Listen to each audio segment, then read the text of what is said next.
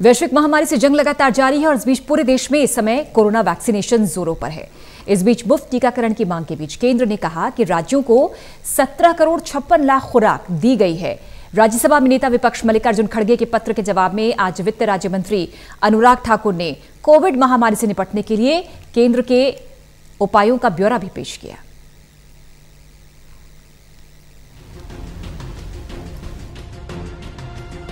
प्रधानमंत्री नरेंद्र मोदी को राज्यसभा में नेता विपक्ष मल्लिकार्जुन खड़गे के पत्र के जवाब में वित्त राज्य मंत्री अनुराग ठाकुर ने कोविड महामारी से निपटने के लिए केंद्र के उपायों का ब्यौरा दिया। इसमें वित्त राज्य मंत्री ने बताया कि अब तक सरकार ने राज्यों और केंद्र शासित प्रदेशों को सभी उम्र के लोगों को वैक्सीनेशन के लिए 17 करोड़ 56 लाख वैक्सीन दे दी है। अगले 3 दिन में उन्हें 46 लाख खुराकें और दी जाएंगी। इसके साथ ही बताया कि राज्यों और केंद्र शासित प्रदेशों के पास 72 लाख वैक्सीन की डोज उपलब्ध है।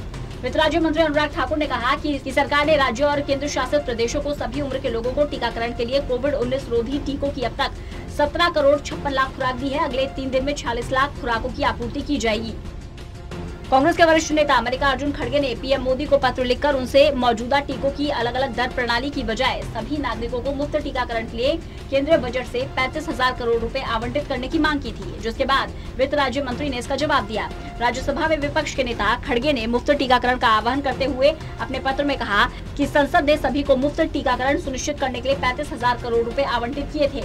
खड़गे ने पत्र में प्रधानमंत्री से ये भी अनुरोध किया कि कोविड-19 महामारी से निपटने के लिए एक समग्र खाका तैयार करने को लेकर तत्काल सर्वदलीय बैठक बुलाई जाए। वित्त राज्य मंत्री अनुराग ठाकुर ने राज्यों में टीकों की कमी के दावों को खारिज करते हुए कहा कि राज्यों और केंद्र शासित प्रदेशों के पास अब तक 72 लाख टीके उपलब्ध है।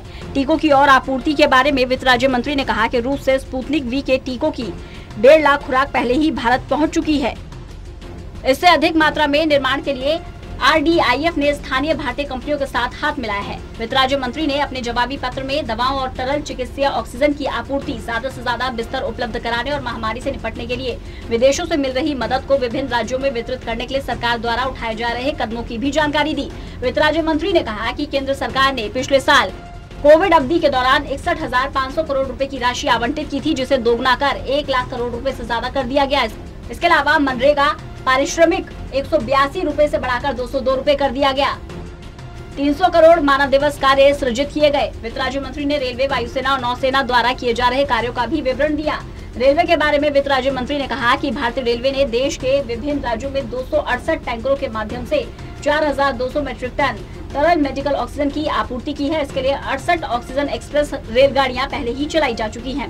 वित्त राज्य मंत्री के मुताबिक भारतीय वायुसेना के परिवहन विमानों ने 50 उड़ानों के माध्यम से विदेशों से 1,142 मीट्रिक टन क्षमता के 61 ऑक्सीजन कंटेनर पहुंचाए। नौसेना के कोलकाता, कोची, तबार, त्रिकांड, जलाशव और एरावत जहाजों को पश्चिमी एशिया और दक्षिण पूर्व एशिया के विभिन्न देशों से तरल मेडिकल ऑक्सीजन से भरे क्रायोजेनिक कंटेनर और चिकित्सा उपकरण लाने के लिए तैनात किया गया है।